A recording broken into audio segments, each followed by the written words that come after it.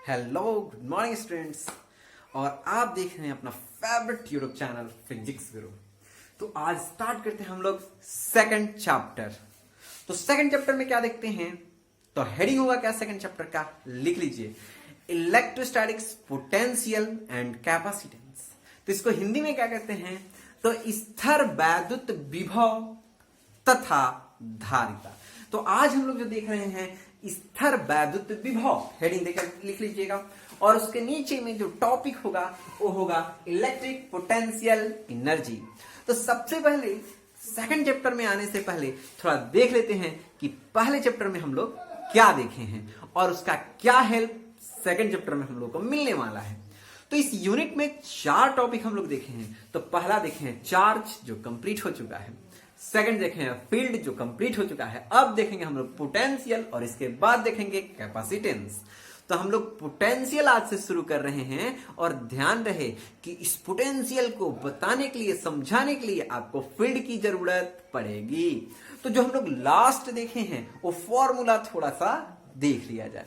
तो हम लोग फॉर्मूला क्या देखे हैं, F बराबर EQ, याद है F बराबर EQ। अगर अभी तक आप नहीं देखे हैं तो डालिए इलेक्ट्रोस्टैटिक्स बाय फिजिक्स गुरु, आपको पूरा प्लेलिस्ट मिलेगा और आप ऐसे जा सकते हैं और चैनल पर जाकर प्लेलिस्ट में देख सकते हैं।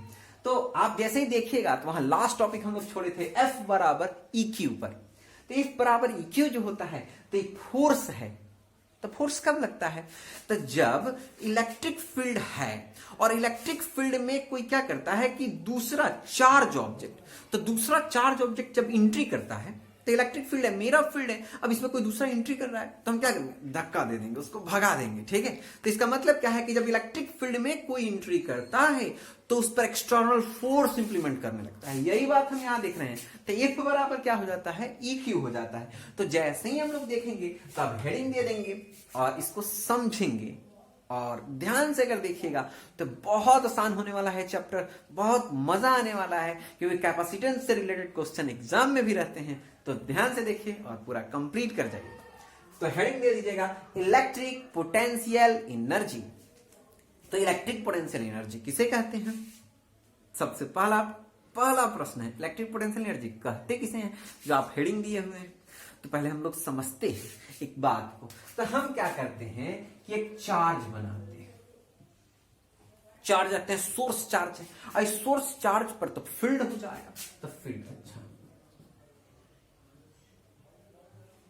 ऐसे करके पूरा गोला होगा, ये पूरा गोला होगा,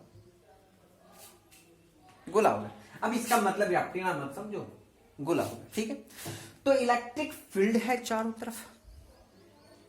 अब इलेक्ट्रिक फील्ड है रेडियली, और ध्यान से देखिएगा अब हम एक यहां अनंत पर, इससे बाहर एक और चार्ज लेते हैं जिसको कहते हैं Q0। ये भी पॉजिटिव चार्ज है। तो हम उसको उठाकर चाहते हैं कि यहां लाएं, अच्छा उठाकर लाएं। तो आपको हम एक चीज समझा देते हैं,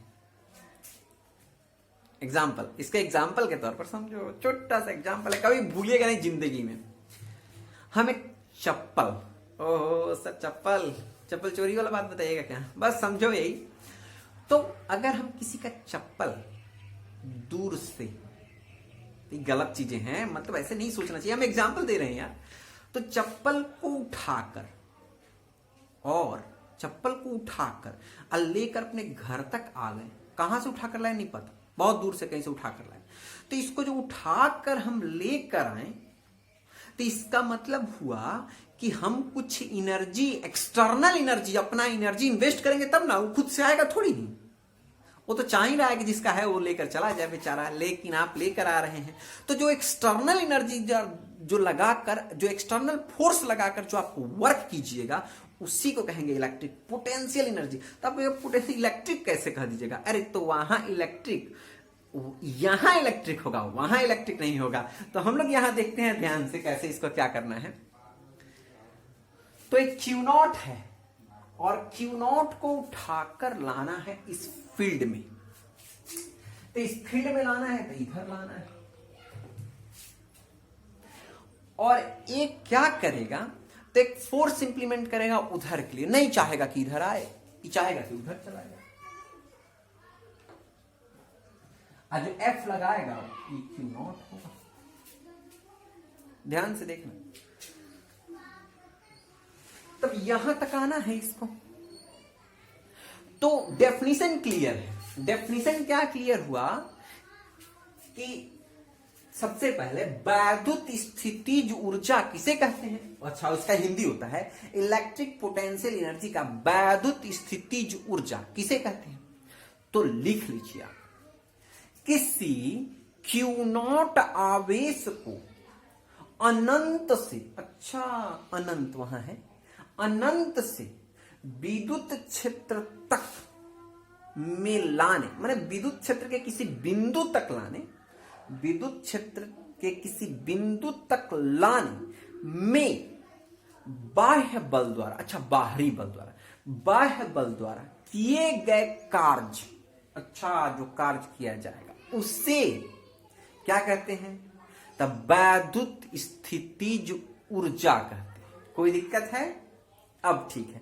अब वहां से उठाकर यहां लेकर आ गए, ध्यान से देखिएगा, इस चप्पल पे ही सारा चीज कंप्लीट हो जाएगा।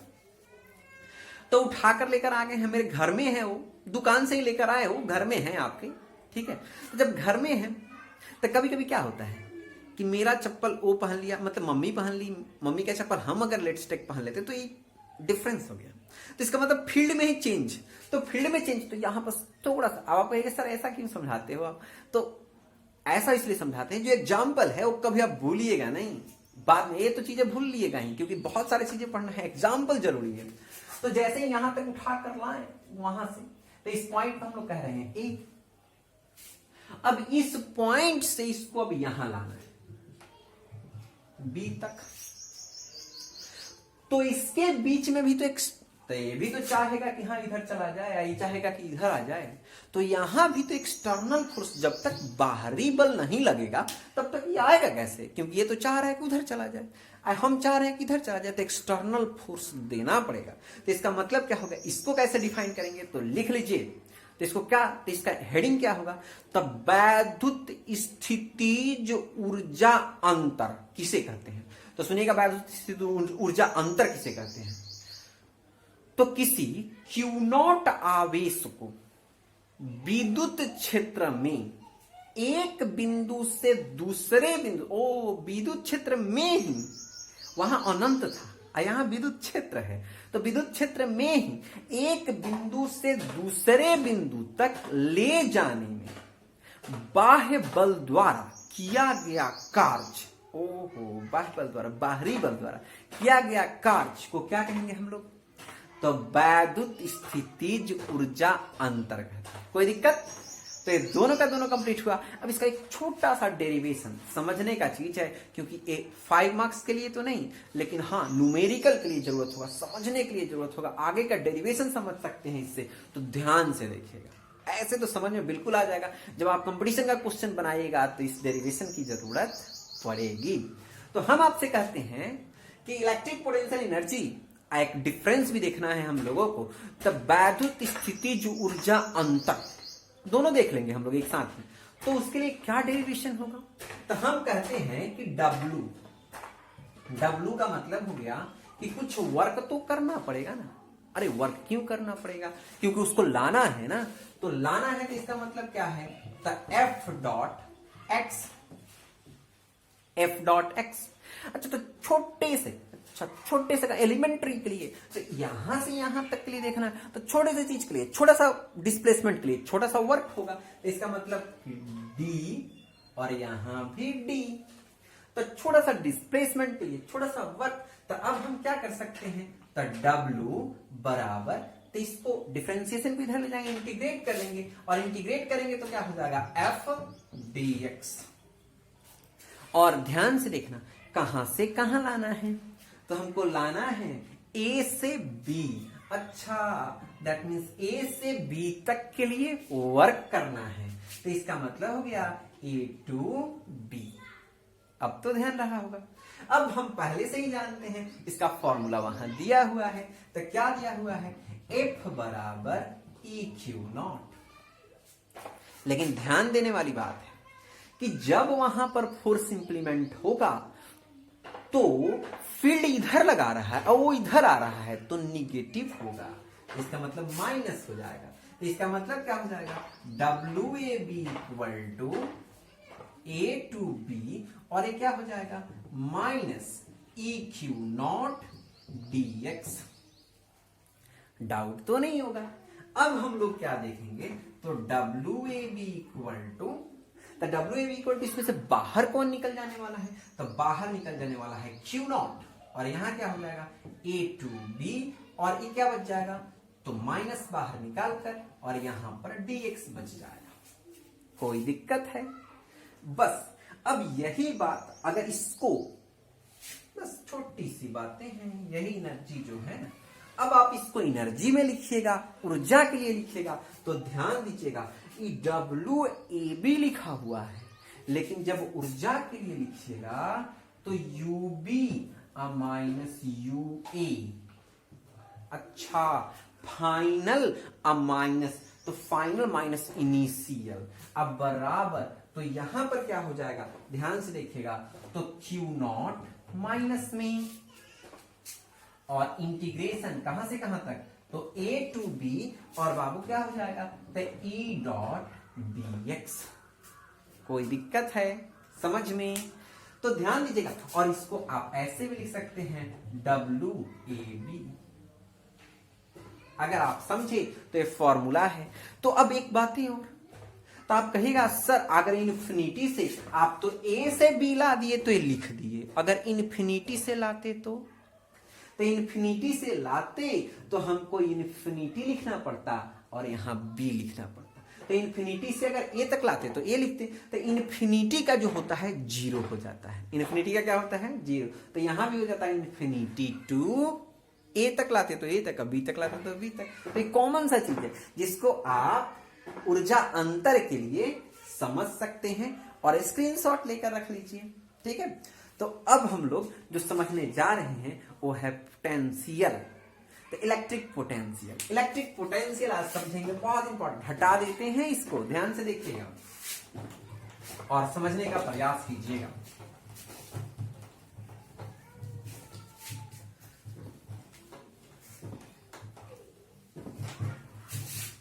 तो आप कहिए सर इसको तो आप टफ कर दिए, टफ नहीं किए। हाँ, इसके बाद से आसान कर देंगे, थोड़ा सा आसान कर देंगे कि आपको समझने में दिक्कत ना हो, क्योंकि 2 मार्क्स ए जो था ये न्यूमेरिकल के लिए बहुत जरूरत था, ठीक है। इसका बहुत जरूरत आएगा न्यूमेरिकल के लिए। अगर आप कंपटीशन बेस पढ़ना चाहते हैं, अगर आप कंपटीशन बेस नहीं पढ़ना चाहते हैं तो कोई बात नहीं, तो सिर्फ आप उसके पॉइंट्स को याद रखें, 2 मार्क्स के लिए याद रखें, ठीक है।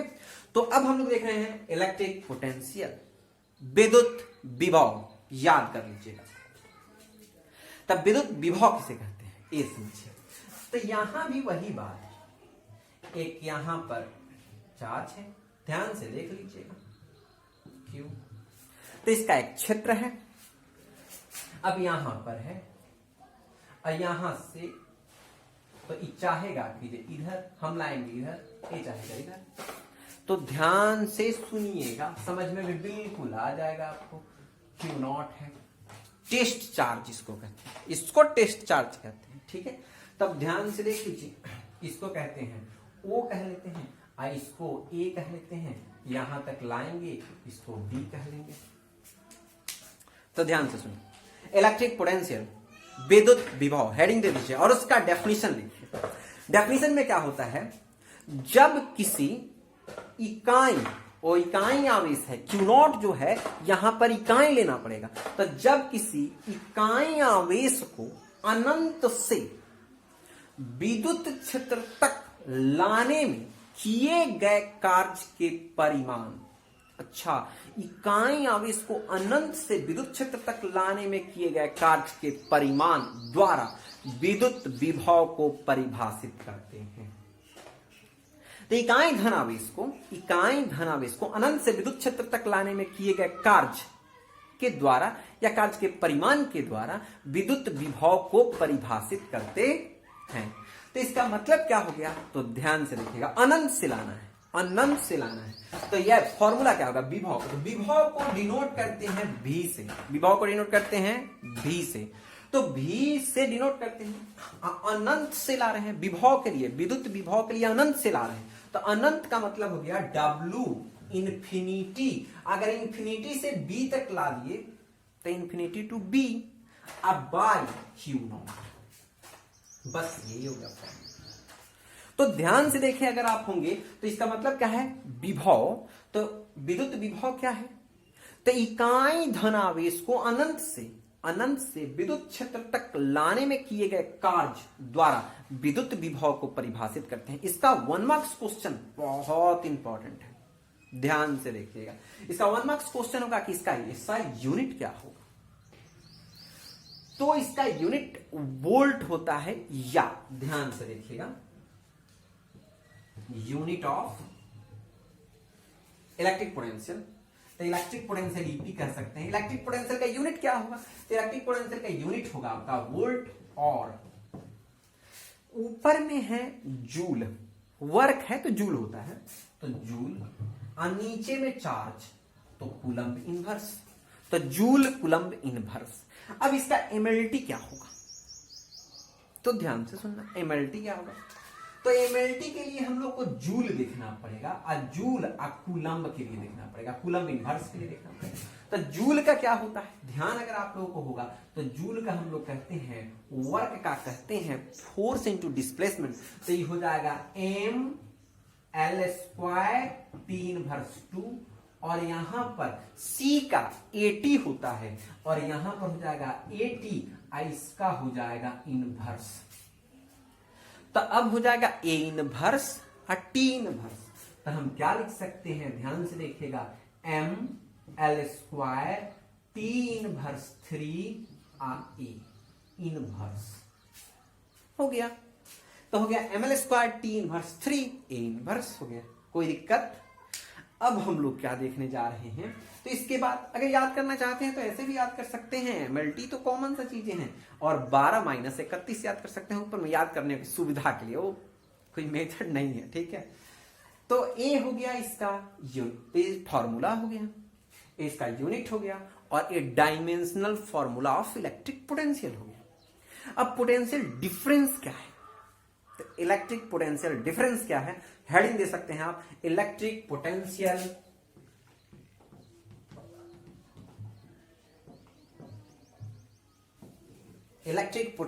डिफरेंस। तो इलेक्ट्रिक पोटेंशियल डिफरेंस क्या है, बता देते हैं इसको,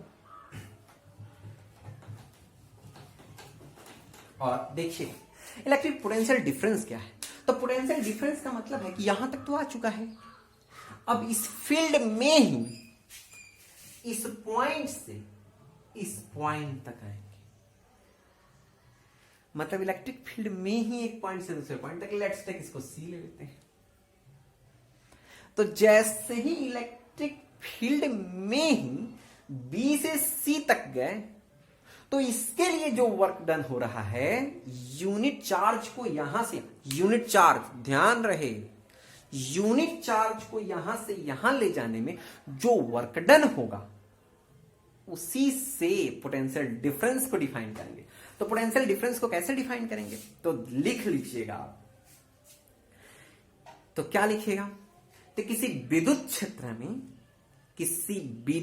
क्षेत्र में इकाई धनावेश को एक बिंदु से दूसरे बिंदु तक ले जाने में किए गए कार्य के परिमाण को क्या कहते हैं, तो ये विद्युत, तो क्या कहते हैं उसको, तो विभवांतर कहते हैं। क्या कहते हैं, विभवांतर, मतलब डिफरेंस, अंतर, छोटा सा, इसी में, अरे भगवान, यहां पे है, यहां पर ले जाना है, आई फील्ड है पूरा, यहां पर भी फोर्स लग रहा है, यहां पर भी फोर्स लग रहा है, तो यहां से यहां लाएंगे तो जो डिफरेंस को, याद रखिएगा सब जगह वो अलग अलग होता है।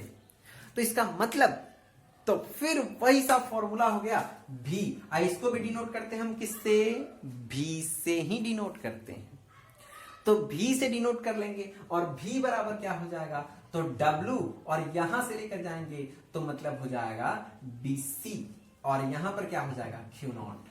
बात वही हो गया, उसमें था, इसके पिछले वाले में था इन्फिनिटी से था, इसमें इलेक्ट्रिक फील्ड के अंदर में ही एक पॉइंट से दूसरे पॉइंट तक ले जाएंगे, तो इसका फिर यूनिट क्या होगा? तो इसका यूनिट तो आप जानते हैं कि यूनिट ऑफ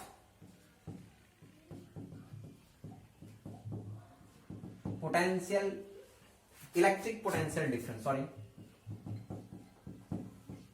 तो कितना होता है? तो हो जाएगा जूल, कूलम्ब इनवर्स और वोल्ट।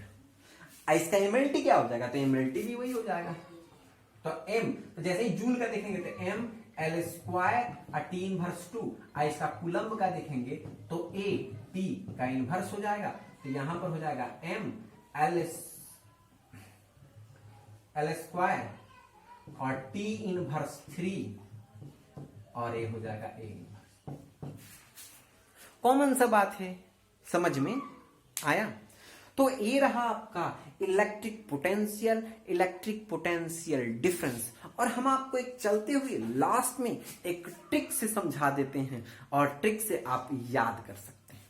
सीधी सी बात समझो, हम आपको समझा रहे थे, उस समय ही समझाएं कि जब किसी चीज को अनंत से, ठीक है, दुकान से उठाकर, चप्पल उठाकर अनंत से हम घर तक लाए तो उसको क्या कहेंगे? तो इलेक्ट्रिक पोटेंशियल एनर्जी या डिफरेंस का मतलब क्या है कि जब घर में ही है, एक जगह से दूसरे जगह लेकर चल, मम्मी का चप्पल आप पहन लिए या आपका चप्पल मम्मी पहन ली, तो डिफरेंस हो गया। तो मतलब फील्ड में ही, अपने घर में ही चेंज हो गया, इंटरचेंज हो गया, तो उसको कहेंगे क्या हम लोग? इलेक्ट्रिक पोटेंशियल एनर्जी डिफरेंस के लिए हो गया, ठीक है। तो उसको क्या कह सकते हैं? तो स्थितिज ऊर्जा अंतर कहते हैं। अब यही बात इसके लिए भी है, विद्युत विभव किसे कहते हैं? तो इकाई धनावेश को ध्यान से सुनिएगा, इकाई धनावेश को, लेट्स टेक एक ही चप्पल को दुकान से, एक चप्पल कैसे आएगा? उसमें तो दोनों होगा, लेट्स टेक करो ना। अब इकाई धनावेश को अनंत से विद्युत क्षेत्र तक उठाया, यहां से उठाया और उठाकर एक गिलास पानी, हम बोले कि पानी लाओ, तो पानी लाओ, हम बैठे हुए हैं, अब बोले कि एक गिलास पानी लाओ, तो एक गिलास पानी आप कहां से लाइएगा उससे मतलब नहीं, हमको तो पानी से मतलब है ना। तो ये ध्यान से सुनिएगा, 1 मार्क्स क्वेश्चन है, ये पाथ से इंडिपेंडेंट होता है, पाथ पर डिपेंड नहीं करता है। तो इसका मतलब हो गया कि यहां से अनंत से उठाकर कैसे ला रहा है, इधर से लाया, इधर से लाया, उससे हमको कोई मतलब नहीं, लाया यहां तक लाया, तो जो एक्सटर्नल फोर्स द्वारा जो वर्क हुआ डिस्प्लेसमेंट के लिए, उसी को हम लोग एनर्जी में कहते हैं। लेकिन पोटेंशियल क्या है, इलेक्ट्रिक पोटेंशियल क्या है? तो इलेक्ट्रिक पोटेंशियल का मतलब है कि इकाई आवेश जो था, इसके पहले इकाई नहीं, अभी जो हम बोल रहे हैं वो इकाई के लिए बोल रहे हैं। तो इकाई आवेश को अनंत से, अनंत से, तो अनंत से विद्युत क्षेत्र तक लाने में किए गए कार्य, इकाई आवेश को अनंत से, तो ये चप्पलवा उठाकर अनंत से ले आए घर तक, तो इसका मतलब क्या होगा? Electric potential. अब घरे में इंटरचेंज हो गया, तो विद्युत क्षेत्र में एक बिंदु से दूसरे बिंदु तक ले जाने में किए गए कार्य को क्या कहते हैं? Electric potential difference. तो ये दोनों का दोनों आपको समझ में आ गया होगा। तो एक मार्क्स का और बात सुनते जाइएगा, ध्यान में याद कर लीजिएगा। तो क्या है 1 मार्क्स का बात? तो ध्यान दीजिएगा, स्थिर वैद्युत बल, स्थिर वैद्युत बल और विद्युत क्षेत्र की प्रकृति कंजर्वेटिव, संरक्षी होती है। संरक्षी का मतलब क्या है? तो ध्यान से देखिएगा, तो आप तो 11th में पढ़े हैं, लेकिन यहाँ कंजर्वेटिव नेचर, तो यहाँ इसको अगर उठाकर हम लाएं यहाँ रखें, तो यहाँ रखें, तो इसका मतलब तो इसके पास एक एनर्जी स्टोर हो जाएगा, पोटेंशियल, स्थितिज ऊर्जा स्टोर हो गया। क्यों? यहां से लाएं, तो यहां से लाएं यहां पर रख दिए हैं, अब स्थितिज ऊर्जा है, जैसे स्प्रिंग को यहां से दबाते यहां तक ला दिए हैं, तो एक स्थितिज ऊर्जा बना हुआ है, जैसे ही छोड़ेंगे भागेगा वो। तो इसका मतलब क्या है कि वहां से लाए तो पोटेंशियल एनर्जी, जैसे छोड़ेंगे तो काइनेटिक एनर्जी, और दोनों कांस्टेंट हो जाएगा। तो उसको क्या कहते हैं हम लोग? संरक्षी। और यही कारण है कि स्थिर वैद्युत बल और विद्युत क्षेत्र दोनों संरक्षी प्रकृति की होती है। तो 1 मार्क्स क्वेश्चन है, 1 मार्क्स में पूछता है स्थिर वैद्युत बल या विद्युत क्षेत्र की प्रकृति तो संरक्षी होती है। कोई दिक्कत? समझ में आप लोग को बिल्कुल आया होगा। नहीं आया होगा तो वंस रिपीट करके इस पूरे वीडियो को एक बार जरूर देखिए। ओके। मिलते हैं नेक्स्ट वीडियो में, तब तक के लिए बाय।